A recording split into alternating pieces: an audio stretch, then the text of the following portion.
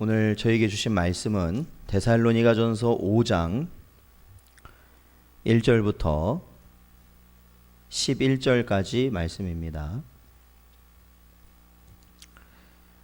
신약성경 데살로니가전서 5장 1절부터 11절까지 말씀입니다.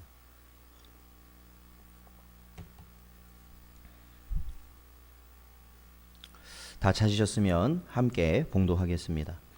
형제들아, 때와 시기에 관하여는 너희에게 쓸 것이 없음은 주의 날이 밤에 도둑같이 이를 줄을 너희 자신이 자세히 알기 때문이라. 그들이 평안하다 안전하다 할 그때에 임신한 여자에게 해산의 고통이 이름과 같이 멸망이 갑자기 그들에게 이르리니 결코 피하지 못하리라. 형제들아, 너희는 어둠에 있지 아니하매 그날이 도둑같이 너희에게 임하지 못하리니 너희는 다 빛의 아들이요 낮의 아들이라. 우리가 밤이나 어둠에 속하지 아니하나니 그러므로 우리는 다른 이들과 같이 자지 말고 오직 깨어 정신을 차릴지라. 자는 자들은 밤에 자고 취하는 자들은 밤에 취하되 우리는 낮에 속하였으니 정신을 차리고 믿음과 호심경을 붙이고 구원의 소망의 투구를 쓰자. 하나님이 우리를 세우심은 노하심에 이르게 하심이 아니요 오직 우리 주 예수 그리스도로 말미암아 구원을 받게 하심이라. 예수께서 우리를 위하여 죽으사 우리로 하여금 깨어 있든지 자든지 자기와 함께 살게 하려 하셨느니라. 그러므로 피차 권면하고 서로 덕을 세우기를 너희가 하는 것 같이 하라. 아멘. 저희들 이제 데살로니가전서 5장 말씀을 저희들이 살핍니다. 언제나 저희들이 하나님의 말씀을 붙들고 살아가실 때마다 이 세상 가운데서도 산 소망과 새 하늘과 새 땅을 바라보며 살아가시는 여러분 되시기를 주님의 이름으로 축원드립니다. 오늘날 우리에게 닥쳐오는 여러 상황은 참으로 하나님에 대한 올바른 믿음이 아니고서는 살아가기가 참으로 힘든 시대를 살아가고 있습니다. 과거 몇십 년 전만 해도 당연시 되는 것들이 이제는 더 이상 통하지 않고 오히려 하루하루 새로운 것들에 대하는 것마저 지쳐가는 불안한 시절을 우리는 보내고 있습니다. 전도서 1장 9절에서는 이미 있던 것이 후에 다시 있겠고 이미 한 일을 후에 다시 할지라 헤아리는 새 것이 없나니 이렇게 고백하고 있습니다. 우리는 새롭습니다. 우리는 당황스럽고 우리는 절망스럽고 우리는 항상 어려울 수 있습니다. 왜냐하면 인생은 유한하고 언제나 우리의 삶이 짧기 때문에 그 모든 것을 겪어볼 수가 없기 때문이죠. 그러나 이 모든 역사를 주관하시는 하나님 앞에서 그 모든 것은 새 것이 없습니다. 우리는 그것을 보지는 못했으나 과거에 우리가 겪어보지 못했으나 그럼에도 오늘 이 모든 일들도 하나님의 뜻 안에서 이루어짐을 우리는 믿음으로 고백하며 살아가는 것입니다. 그러므로 언제나 가변적인 세상을 나를 맞춰 살아가지 마십시오. 이 세상이 변한다고 그 변함에 나를 맞춰가는 것이 아니라 영원히 변치 않으시는 하나님 말씀을 우리는 붙들고 그 말씀을 따라 살아가는 자가 바로 성도인 것입니다.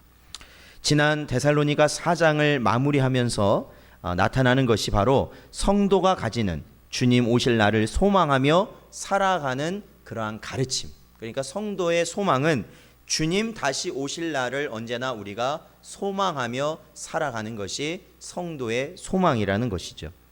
오늘도 저희 데살로니가전서 5장 오늘 본문 말씀에서는 바로 4장 마지막 부분에 이어서 계속해서 예수님의 재림에 대한 예수님의 강림하심에 대한 소망을 더욱더 분명히 우리에게 전달해 주고 있습니다. 오늘도 말씀을 통해 더욱더 이러한 믿음 가운데서 참 소망을 가지고 살아가시는 여러분 되시기를 주님의 이름으로 축원드립니다. 5장 보면 이렇게 고백하고 있습니다. 5장 1절 형제들아 때와 시기에 관하여는 너희에게 쓸 것이 없다라고 말하고 있습니다. 사도 바울이 바로 주님의 다시 오심을 소망하라 그렇게 강력히 데살로니가 교인들에게 이야기했음에도 불구하고 그것을 우리의 유일한 소망으로 삼고 아무리 우리가 힘든 역경에서도 그것이 우리의 위로가 될 것이다 라고 분명히 말했지만 5장 1절에서는 때와 시기에 관하여서는 쓸 것이 없다라고 바울은 기록하고 있습니다. 즉 주님의 오심이 정확히 언제 일어난다라는 것은 말할 수 없다라는 겁니다. 이미 데살로니가 교인들에게도 이와 같이 가르쳤습니다. 2절에 보면 주의 날이 밤에 도둑같이 이를 줄을 너희 자신이 자세히 알기 때문이다 라는 겁니다. 그러니까 이미 이거에 대해서 가르침을 받았던 것이죠. 그리고 바울은 주님의 오심을 뭐라고 이야기하냐면 마치 도둑이 드는 것 같이 오실 것이다 라고 말하고 있습니다. 이 가르침은 바울뿐만 아니라 예수님께서도 이와 같이 말씀하셨습니다. 마태복음 24장 36절에 보면 그러나 그 날과 그 때는 아무도 모르나니 하늘의 천사들도 아들도 모르고 오직 아버지만 아시느니라 분명히 말씀하셨죠. 그러니까 이는 약 2000년이 지났죠. 예수님이 이 땅에 오신 지 약 2000년이 지났는데 2000년이 지났다고 해서 이 예수님의 말씀이 사도 바울의 가르침이 변한 것이 아니라는 겁니다. 지금도 동일하다라는 거예요. 그리고 앞으로도 똑같을 것입니다. 주님 오실 날을 우리는 결코 알 수 없다라는 겁니다. 마치 도둑과 같이 우리가 예비하지 못한 그때에 주님은 찾아오실 것이라고만 우리에게 말씀하셨죠. 그러나 우리가 성경을 보면 예수님께서는 이 주님의 때에 대해서 이렇게 우리가 느낄 수 있을 것이다, 우리가 조금은 그거에 대해서 파악할 수 있을 것이라고 말씀하신 것이 있는데, 이것은 마치 무화과 나무가 연하여지고 잎사귀가 나오는 것을 보면 이제 여름이구나, 그 계절을 알 수 있다라는 것이죠. 그러니까 우리가 이 봄, 여름, 가을, 겨울, 우리나라가 이제 사계절이 뚜렷한데 그러니까 우리가 봄철에, 그러니까 겨울이 지나서 봄철이 돼서 새싹이 돋고 어떠한 꽃들이 피어나기 시작하면은 이제 봄이 왔구나 라는 것을 아는 것처럼, 잎사귀가 무성해지고 산들이 푸르러지는 것을 보면 여름이 왔구나, 그리고 또한 열매들이 맺혀지고 결실들이 맺혀지면 가을이 왔구나, 이렇게 우리는 그러한 것들을 느낄 수 있는 것 아니겠습니까? 근데 예수님께서는 어떠한 징조들이 일어날 때 주의 날이 곧 올 것이다 라는 것을 준비하고 있으라라는 겁니다. 그것이 언제가 될지는 정확히 몰라요. 그러나 중요한 것은 이러이러한 징조가 나타나면 준비하고 있어라, 주님은 말씀하는 것이죠. 예수님께서는 이 마태복음 24장에 그러한 징조들에 대해서 말씀하십니다. 근데 오늘 이 본문에 보면요, 특히 이 사도 바울도 그러한 징조에 대해서 우리에게 언급하는 부분이 있습니다. 그것은 3절 말씀인데 사도 바울은 이렇게 말하고 있습니다. 그들이 평안하다, 안전하다 할 그때에 임신한 여자에게 해산의 고통이 이름과 같이 멸망이 갑자기 그들에게 이르리니 결코 피하지 못하리라 말씀하고 있는 것이죠.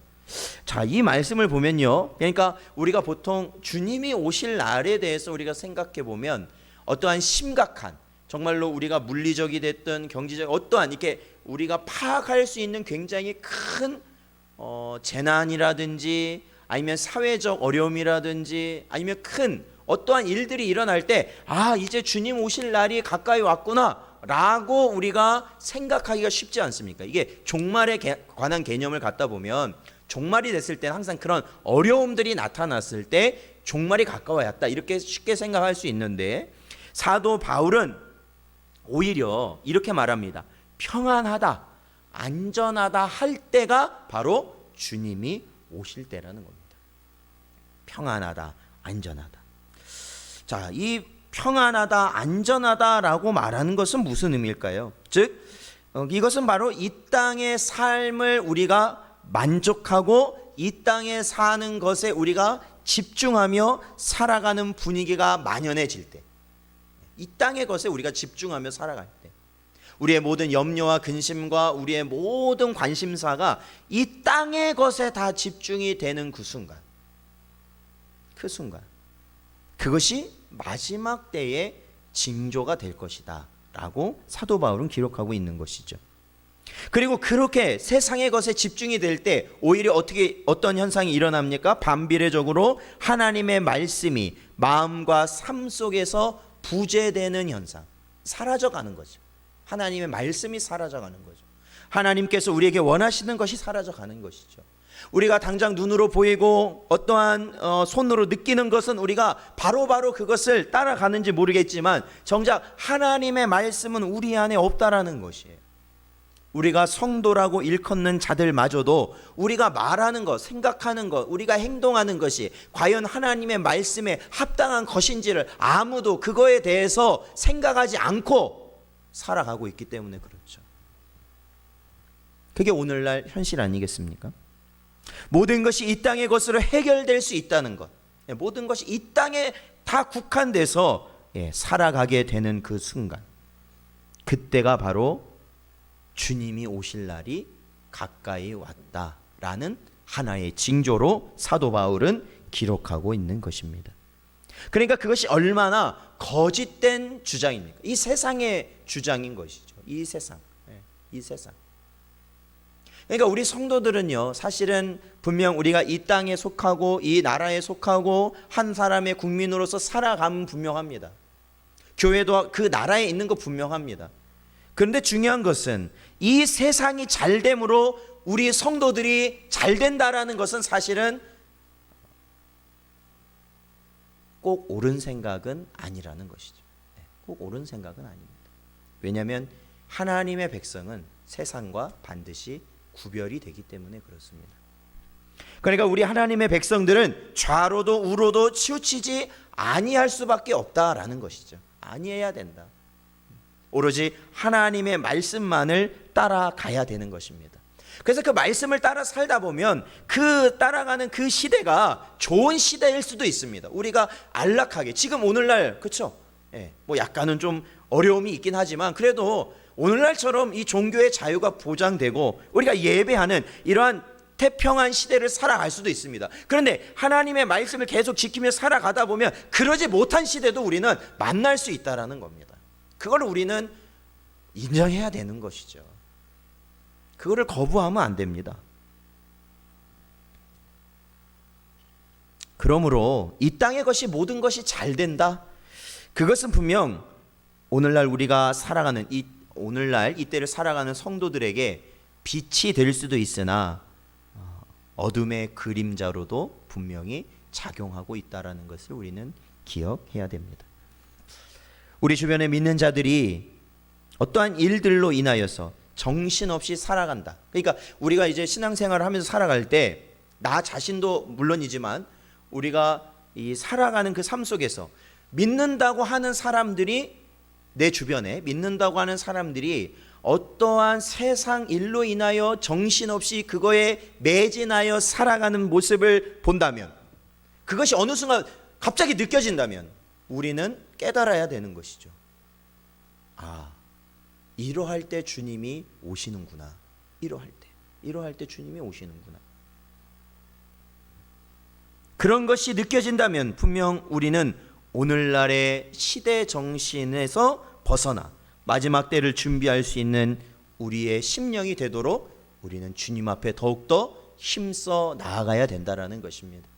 사랑하는 성도 여러분, 오늘날 이러한 어려운 때에 이러한 은혜가 이 세상에서 구별되고 분별할 수 있는 그러한 은혜가 있으시길 주님의 이름으로 축원드립니다.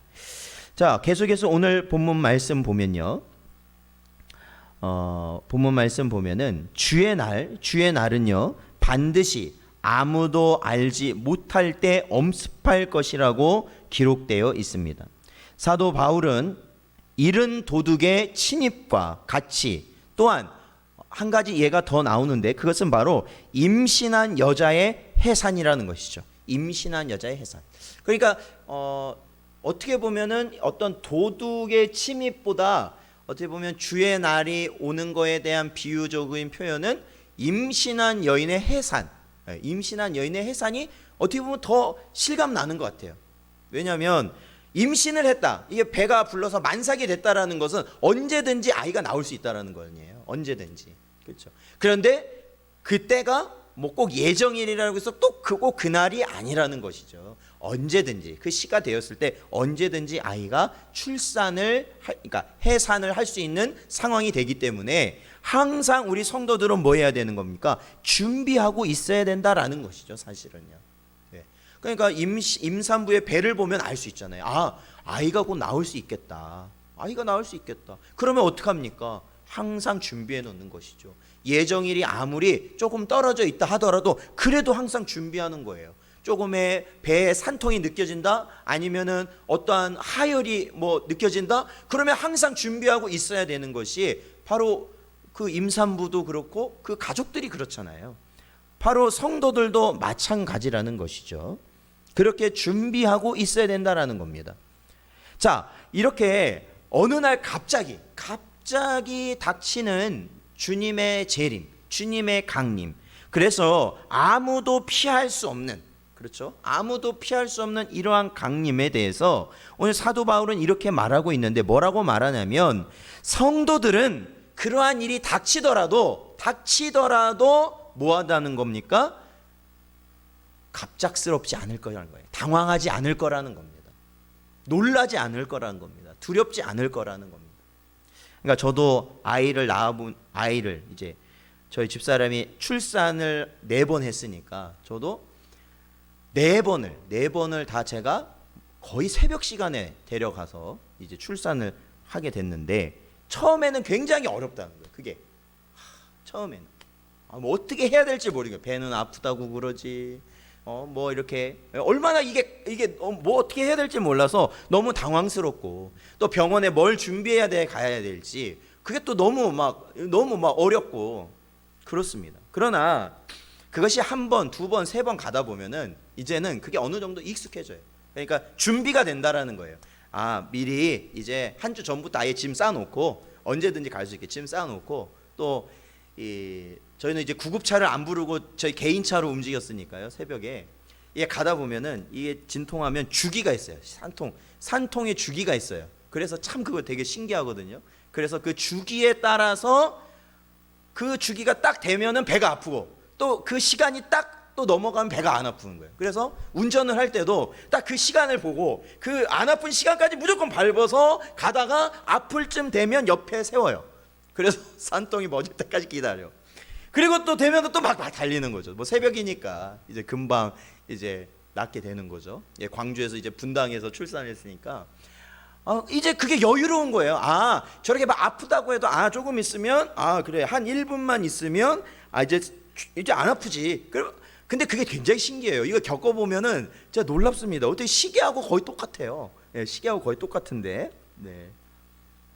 그렇게 준비하고 있으면 뭐라는 거예요? 당황하지 않는다라는 거예요. 그러니까 사도 바울은 뭐라고 말하냐면, 성도들은 어떻다? 아무리 세상은 당황스럽고 급작스러웠기 때문에 공포스럽겠지만 성도들은 그러지 않을 것이다 라고 사도 바울은 이야기하고 있습니다.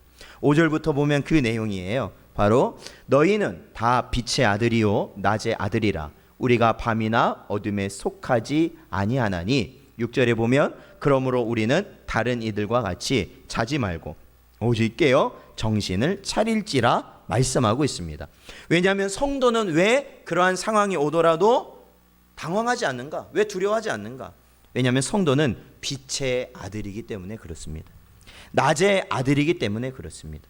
그래서 밤이나 어둠에 속하지 않고 밤에 자는 자들, 또한 밤에 술 취한 자들과 분명히 구분되는 자들이 바로 성도이기 때문에 그렇습니다. 자, 우리는 오늘 성경을 한번 찾아봐야 됩니다. 창세기 6장 5절부터 7절까지 말씀입니다. 창세기 6장 5절부터 7절까지 말씀. 자, 찾으셨으면 함께 읽어보겠습니다. 시작. 여호와께서 사람의 죄악이 세상에 가득함과 그의 마음으로 생각하는 모든 계획이 항상 악할 뿐임을 보시고 땅 위에 사람 지으셨음을 한탄하사 마음에 근심하시고 이르시되 내가 창조한 사람을 내가 지면에서 쓸어버리되 사람으로부터 가축과 기는 것과 공중의 새까지 그리하리니 이는 내가 그것들을 지었음을 한탄함이라 하시니라. 아멘. 그렇습니다. 자, 보십시오. 이게 노아의 때를 이제 기록하는 것인데, 여호와께서 무엇을 보셨냐면 사람의 죄악이 세상에 가득하였다. 그리고 그의 마음에, 사람의 마음이죠, 사람들의 마음에 생각하는 모든 계획이 항상 뭐였다? 악했다라는 겁니다. 악했다. 세상에 죄악이 가득 찼는데 그것은 바로 사람의 모든 우리 마음속에 있는 계획이 악했기 때문에 그렇다라는 겁니다. 우리가 오늘날 살아가면서 이 말에 동의하지 않을 사람도 있을 수 있습니다. 그러나 우리가 이 고린도전서의 말씀 보면 먹든지 마시든지 무엇을 하든지 다 하나님의 영광을 위하여 하라 말씀하셨고, 또한 예수님께서 말씀하셨죠. 소돔과 고모라, 그리고 노아의 홍수 심판, 소돔과 고모라는 유황 심판을 받았는데 그 심판을 당했던 그 사람들이 왜 심판을 받았느냐? 시집가고 장가가고 집을 짓고 사고 팔고 먹고 마시고 하는 것으로 인하여 심판받았다 주님은 말씀하시거든요. 그렇다면 그것이 어떠한 연관성이 있느냐? 결국 우리가 하는, 이 땅에서 살아가면서 우리가 하는 모든 것, 그렇죠, 모든 생활, 모든 것이 하나님과 관계가 없으면 그게 뭐라는 겁니까? 죄라는 겁니다. 죄. 우리가 너무나도 가벼이 여기는 것들까지도 죄라는 겁니다. 그래서 고린도전서에서는 뭐예요? 먹든지 마시든지 무엇을 하든지 다 하나님의 영광을 위하여 하라 우리에게 가르치고 있다라는 겁니다. 하나님께서 이토록 이들의 죄악으로 인하여 심판의 순간을 가늠하시는 거예요. 이제 이 인간들을 다 쓸어버려야겠다. 이제 이들의 죄악과 이들의 악한 생각을 보시고 심판의 날을 가늠하시잖아요. 가늠하시죠. 그런데 그 순간조차도 어떻게 하고 있어요? 인생들은 전혀 그것을 깨닫지 못하고 있잖아요. 깨닫지 못해요. 오히려 자신들의 죄를 더욱더 크게 지으려면 지었지 하나님이 이 땅을 심판하시겠다라는 생각은 전혀 하지 않고 살아가고 있었다라는 겁니다. 그래서 결국 어떻게 됩니까? 이 노아 시대 때 사람들은 그렇게 살다가 결국 심판으로 진멸됩니다. 이것이 노아의 시대 때만이 아니라 사실은 이 심판의 모습은 오늘날 우리 이 시대의 마지막과도 똑같다라는 겁니다. 이 시대의 마지막 심판 때도 똑같을 겁니다. 똑같을 거예요.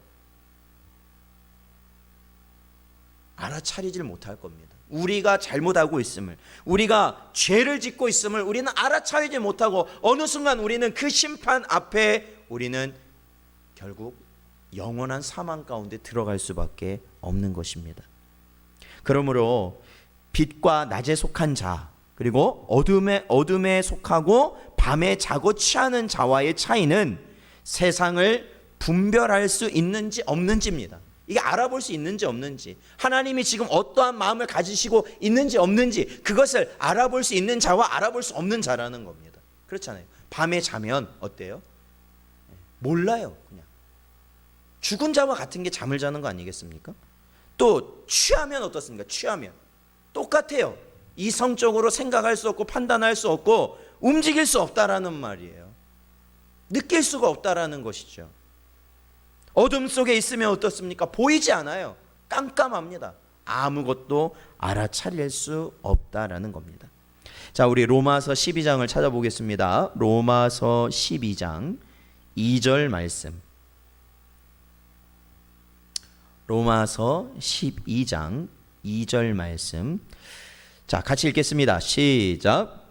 너희는 이 세대를 본받지 말고 오직 마음을 새롭게 함으로 변화를 받아 하나님의 선하시고 기뻐하시고 온전하신 뜻이 무엇인지 분별하도록 하라. 아멘. 그렇습니다. 자, 어디를 새롭게 하라고요? 마음을 새롭게 해야 된다. 우리의 마음이 새롭게 해야 된다. 우리의 중심이 새로워야 된다. 여러분, 행동은 언제든지 우리가 우리의 필요에 의해서 바꿔질 수 있습니다. 오른손으로 먹는 사람이 필요에 의해서 왼손으로도 먹을 수 있는 거 아닙니까? 그렇잖아요. 항상 그래요. 머리를 짧게 자르던 사람이 머리를 길게 할 수도 있는 거 아닙니까? 우리가 보여지는 것을 아무리 우리가 새롭게 한다고 해서 그것을 새롭게 되었다라고 성경은 말하고 있지 않다라는 겁니다. 우리가 목사가 되었다고 해서, 우리가 직분을 가졌다고 그래서, 우리가 교회에서 오랫동안 있었다고 그래서 중심이 변하지 않았다면 그 사람을 하나님께서 그 사람을 하나님의 자녀라고 보시겠습니까? 하나님의 성도가 아닌 것이죠. 성도가 아니에요. 중심이 변하지 않으면. 그래서 로마서 12장 2절에는 뭐예요? 세대를 본받지 말고, 이 세대를 본받지 말라는 것은 단순히 세상에서 하는 거 하지 말라 그 말이 아니에요. 그 말이 아닙니다. 그건 굉장히 뭐예요? 그건 굉장히 사소한 거예요, 사실은요. 세상에서 말하는 말을 여기서 안 하면, 뭐 세상에서 먹는 음식을 여기서 안 먹으면, 세상에서 하는 것들을 교회에서 안 하면 그 사람은 세대를 본받지 않은 건가? 전혀 아니라는 겁니다. 왜요? 마음이 새로워지지 않았기 때문에 그렇죠. 마음은 똑같은 걸요. 육신의 정욕, 안목의 정욕, 이생의 자랑을 추구하잖아요. 신앙생활을 한다는 것이 결국에는 내 유익, 내 정욕을, 내 욕심을 채우기 위한 거잖아요. 그렇다면 그것은 결코 이 세대를 분별할 수 없는 자다. 분별할 수 없는 자. 자, 그렇다면은 이와 같이 낮에 속한 자, 그렇죠? 아까 성경에서 말하는 것처럼, 5절에서 말하는 것처럼 빛의 아들, 낮의 아들, 그렇죠? 깨어 있는 자, 낮에 속한 자, 그 자는 어떠한 자인가? 자, 8절을 같이 한번 읽어보겠습니다. 데살로니가전서 5장 8절이요. 읽어보죠. 시작. 우리는 낮에 속하였으니 정신을 차리고 믿음과 사랑의 호심경을 붙이고 구원의 소망의 투구를 쓰자. 아멘. 그렇습니다. 우리는 낙에 속했는데 뭐 하라고요? 먼저 정신을 차려라. 정신 차리라는 거예요. 정신 차려라. 세상에서 아무리 이기면 뭐합니까? 내 육신을 이기지 못하면 끝인 거예요. 그렇죠? 다른 사람을 이기고 다른 사람 위에 군림하면 뭐합니까? 정작 내 마음속에 있는 이 악한 본성을 우리가 제어하지 못하면 다 끝입니다. 다 끝이에요. 아무 소용이 없어요. 아무 소용이. 오히려 세상에서 다른 사람을 이기고 그 이긴 것으로 인하여 내 뭐만 올라가는 거예요? 악한 본성만 더 활활 타오를 뿐이에요. 그래서 정신을 차리라 말하고 있는 겁니다. 교회든지 가정이든지 세상이든지 이기는 게 여러분 복이 아닙니다. 이기면 복이 아니에요. 이기면 이기면 복이 아니에요. 이겨봐서 알잖아요. 이기면 어떤 마음이 들어요. 좋게 말하면 기분 좋은 마음이 드는데 솔직히 그것을 엄밀히 들여다보면은 죄된 마음이 크다는 거예요. 남을 이겼을 때 느껴지는 그 감정이. 그래서 그것이 맞든 틀리든 우리가 다른 사람을 섬김에 있어서는 우리가 이기려고 하지 마시라는 거예요. 어차피 진리는 밝혀지는 거예요. 사실은 밝혀지는 거예요. 진리와 사실과 참이 없어지진 않습니다. 뭐가 없어져요? 거짓이 없어지는 거죠. 거짓이 없어지는 거예요. 그래서 사과할 일 있으면 사과하시고 용서를 구할 일 있으면 용서하시라는 거예요. 비록 그것이 지금 정말 그것이 내 마음속에 받아들이지 않는다 할지라도 오히려 그렇게 할 수 있는 것이 어떻게 할 수 있는 것이냐? 하나님의 성령께서 우리 안에 역사하심으로 그것을 가능케 하는 것이다. 그것이 교회 안에, 우리 가정 안에, 그것이 우리 사회 안에 나타난다면 우리가 성도들이 그렇잖아요. 우리 뭐 지금은 뭐 1000만이라고는 말 안 해요. 잘 우리 기독교인이 1000만이라고 말 안 합니다. 한 뭐 2단까지 하면 800만 이렇게 얘기도 하고 그래서 한 500만 뭐 이렇게 얘기를 하는데 500만이면 여러분 사실 이 숫자가 맨날 들어서 그렇지 어마어마한 숫자입니다. 사실은 이 숫자가 5만 명이라는 숫자가 그렇잖아요. 5만 명의 숫자는 어마어마한 숫자예요. 이 사람들이 각계각층에 한 사람은 있을 거 아닙니까? 어쨌든. 근데 그러한 자들이 어떠라는 거예요? 바로 이러한 마음, 정신 차리고 하나님이 주신 마음을 가지고 살아간다면 이 사회가 변하지 않겠습니까? 교회가 변하지 않겠습니까? 가정이 변하지 않을까요? 학교가 변하지 않을까요? 직장이 변하지 않을까요? 오히려 안 변하는 게 이상한 거예요. 안 변하는 게. 그런데 정작 그러지 못한다는 것은, 그런 현상이 안 나타난다는 것은 믿는 자들이 그러지 못한다는 반증이 되는 것이잖아요. 그러니까 오늘 말씀에서도 먼저는 뭐예요? 정신을 차리라는 거예요. 지금 우리가 우리는 성도니까 우리는 뭐 다 정신을 차리라는 거예요. 정신을 차려라. 오늘 말씀이요. 그리고 뭐라고 말해요? 믿음과 사랑의 호심경을 붙이고 구원의 소망의 투구를 쓰자. 낮에 속한 자라는 바로 이러한 자입니다.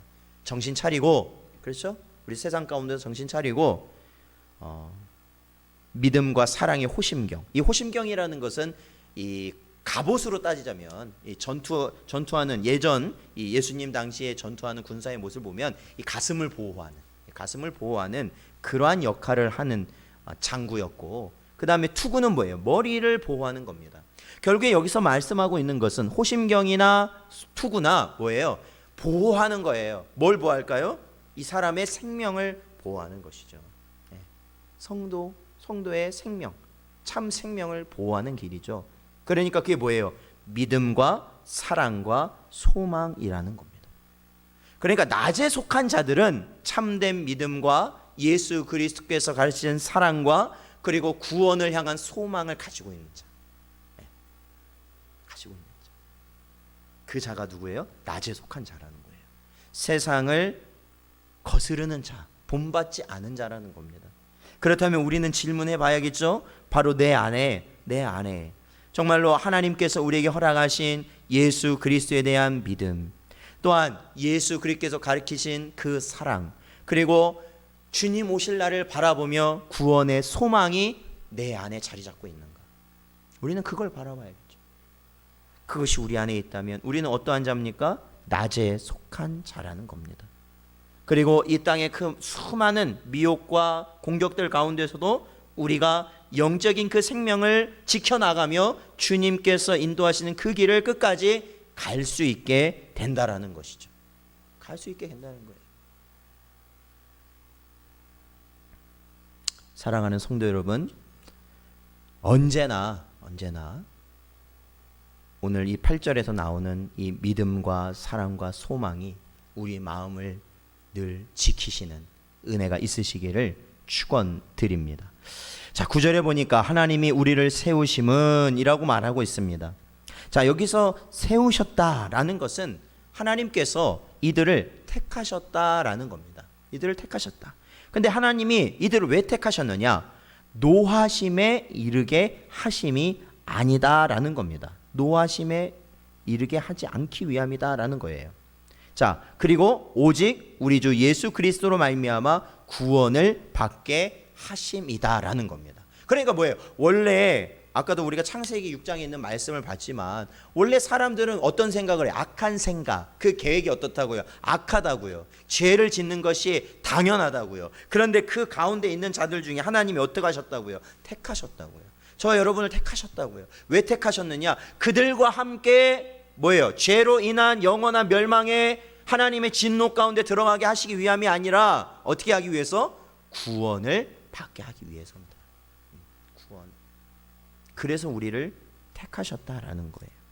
그러니까 택하심, 그 하나님의 택하심으로 말미암아 우리가 구원을 받는 거죠. 자, 이 땅에 드리워진 죄악, 이 땅에 드리워진 죄악의 어두움은 세상에 사는 사람 누구라도 피할 수가 없다라는 거예요. 중요한 거. 이 세상에 죄악의 어둠. 누구든지 태어나면 원죄를 가지고 태어나고 그 원죄를 바탕으로 해서 자범죄를 지으며 언제나 생각과 말과 행동 가운데 죄를 지으며 살아가는 것이 우리 인생이고 결국에는 그 모든 죄값으로 우리는 결국 영원한 이 사탄이 빠져내게 되는 그 영원한 불못에 던져지게 되는 처지가 바로 우린데 그래서 그러기 때문에 이 세상에 사는 사람은 다 안목의 정욕과 육신의 정욕과 이생의 자랑을 위해서 살아갈 수밖에 없는 것이 전부예요. 지금 우리 인생의 전부. 뭐 다른 게 없어요. 뭐 중요한 게 없어요. 그냥 항상 내 몸이 원하는 거, 남들이 알아주는 거, 그냥 그거잖아요. 그냥 그렇게 사는 거지. 사실 엄밀하게 따지면 중요한 게 하나도 없어요. 그러니까 그렇게 사는 것이 우리인데, 그럼에도 불구하고 하나님은 어떻게 하셨다는 거예요? 택하셨다라는 겁니다. 그러한 자들 중에 택하셨다. 그리고 그 택하심은 우리를 멸하려 하신 것이 아니라 오히려 그 가운데서는 전혀 누릴 수 없는 참 구원을 얻도록 하시기 위함이다라는 것이죠. 오늘날 우리 눈앞에 펼쳐지는 모든 상황, 펼쳐지죠? 지금 보세요. 뉴스들, 우리 막 직장에서 모든 상황들을 보십시오. 그 모든 상황은 사실 하나님이요 우리의 구원을 이루어 가시는 단계라는 것이죠. 한 단계 한 단계 하나님 우리의 구원을 이루어 가고 계시는 거라는 겁니다. 내 자신에게 주어진 상황, 우리 모든 우리의 가족 구성원은, 우리 교회, 우리 회사, 우리가 사는 모든 사회에 주어진 모든 이러한 것들이 하나님과 연결되지 않은 게 하나도 없다. 하나도 없다. 그리고 그 모든 것들은 무엇으로 연결되느냐? 바로 나의 구원의 길로 하나님이 인도하시기 위하여서 그 모든 것을 나에게 나타나게 한 것이다 라는 것이죠. 자, 우리 로마서 8장 28절 읽어보겠습니다. 로마서 8장 28절 말씀입니다.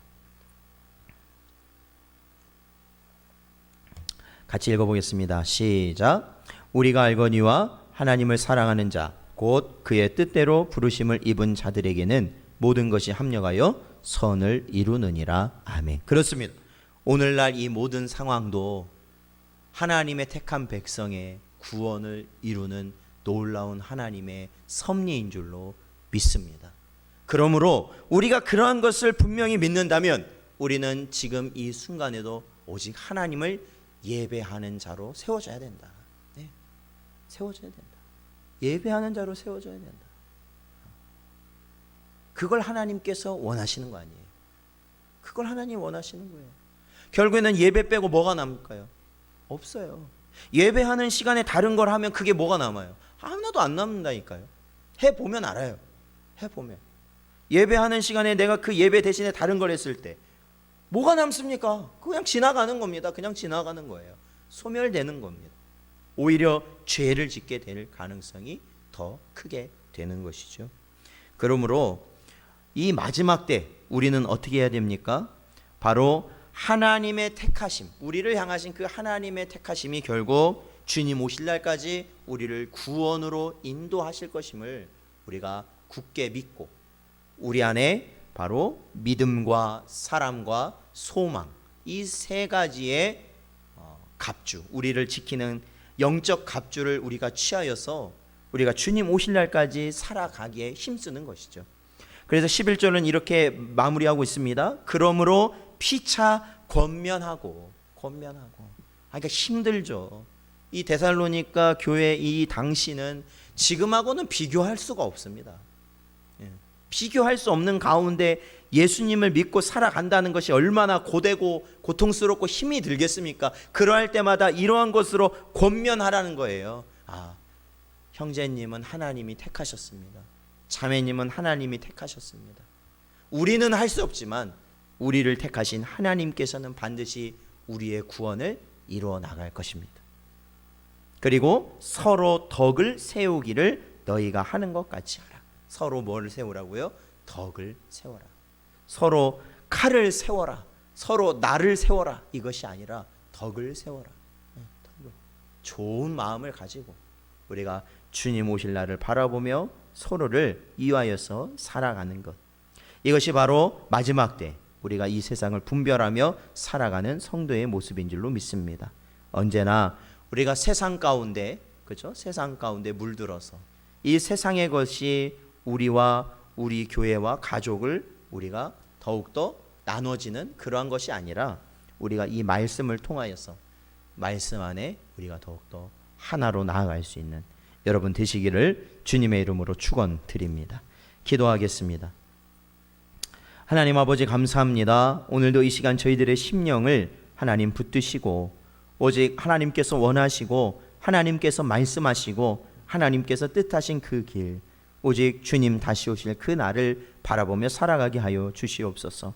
우리의 육신에 원하는 것에 넘어지고 아버지 하나님 그것으로 인하여서 아버지 하나님 우리가 이 땅 가운데 죄를 물먹듯 마시며 짓는 그러한 자들로 되지 아니하게 하시고 하나님의 창세전에 택하신 그 은혜로 말미암아 예수 그리스도 안에서 오직 아버지 하나님 바라보며 살아갈 수 있는 은혜를 더하여 주시옵소서. 언제나 주의 자녀를 하나님 붙들어 주시고 보호하여 주시고 함께하여 주실 줄 믿사오며 예수님의 이름으로 기도하옵나이다. 아멘. 저희 찬송가 176장